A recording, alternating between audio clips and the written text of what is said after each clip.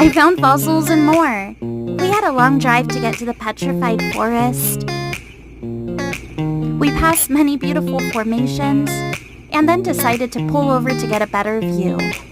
At first, we admired the hills in the distance, and then I decided to look down. And I began finding lots of different gems. We were still 3 hours from the forest, and I found petrified wood. I found this crinoid fossil. There is another fossil here. And another one! This was so exciting to find my own first set of fossils. I kept looking around for more. Call it the fossil fever. You won't believe what I came across. Petrified wood.